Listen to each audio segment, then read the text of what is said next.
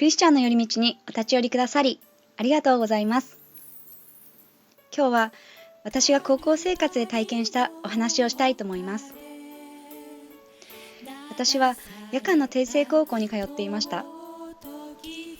他に行きたかった高校がありましたが、受験で落ちてしまったためです。私は子供の頃から神様を信じていて、この高校受験についてももちろんお祈りしていました。しかしこのような結果になり、私はすごく落ち込んでしまいました。中学校の担任の先生の勧めで定成高校に行くことにはなりましたが、私は受け入れられず辛い気持ちでした。その苦しい状況の中で神様からの語りかけを受けました。この定成高校に導いたのは私である。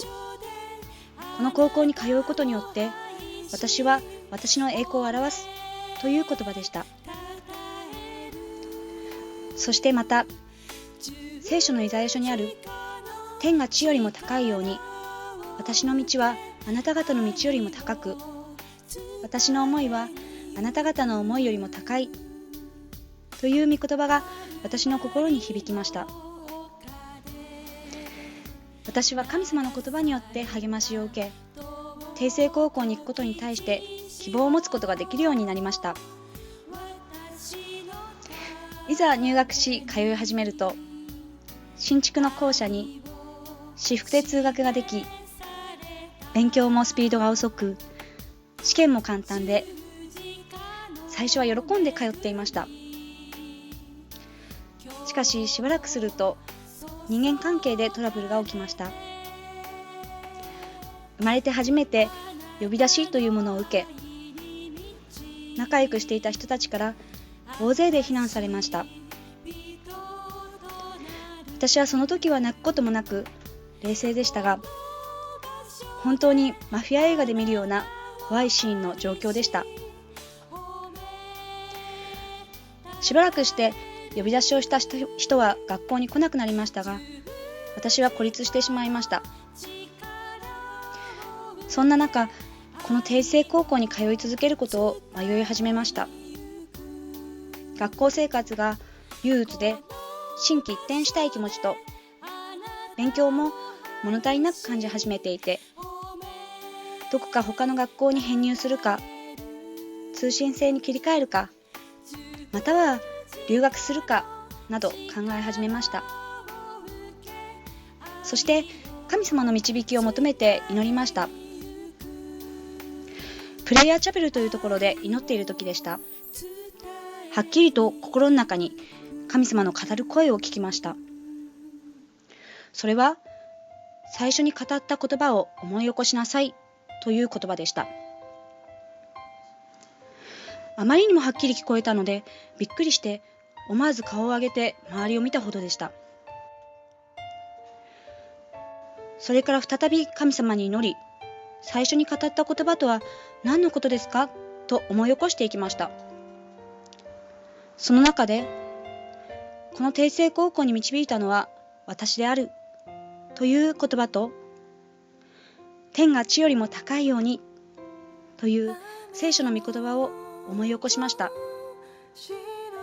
そして私は再度神様の言葉によって励まされ、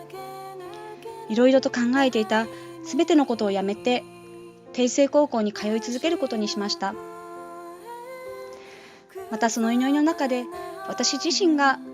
定成高校に通う人たちに対して良くない気持ちを持っていたこと、また自分の偉そうな思いに気づかされ、神様に私の心を変えてくださいと祈りました。その後どうなったでしょうか。本当に大切な特別な友達が与えられました。私から動いたわけではなく、クラスも違っていたのに向こうの方から声をかけてくれたのです。また勉強も楽しくなり、特に苦手で嫌いだった数学が楽しくなったのには自分自身が驚きでした。良い先生方にも恵まれて、生徒会に加わったのをきっかけに、同じ学年の生徒とは全員と親しくなり、いろいろな人たちから声をかけられたり、悩みを聞いたりするようになりました。特に最初の親友が私に興味を持って教会に来て神様を信じました。またその親友が他の子を誘う形で次々と友人が教会に来て神様を信じました。またこの定成高校に行ったことがきっかけで国立大学への進学の道も開かれたのです。本当に神様の道は私の考えよりはるかに高く素晴らしいものでした。聖書の中にこういう御言葉があります。私は苦しみの中に主を呼び求め、助けを求めて我が神に叫んだ。主はその宮で私の声を聞かれ、御前に助けを求めた私の叫びはお耳に届いたという詩篇の言葉です。私が辛い時、これ以上進むのが困難に思えた時、神様は神様の言葉を持って私を励ましてくださり、私を助け導いてくださいました。私は自分ではどうしたらいいか分からず何もできませんでしたが、ただ神様に祈った時に私に進むべき道を教えてくださり、また私の心に触れ、状況をも変えてくださいました。今日このお話を聞いてくださった皆さんもぜひ何か困難な状況に立たされたとき、辛い苦しい状況の中で今も生きて働かれる真実な神様に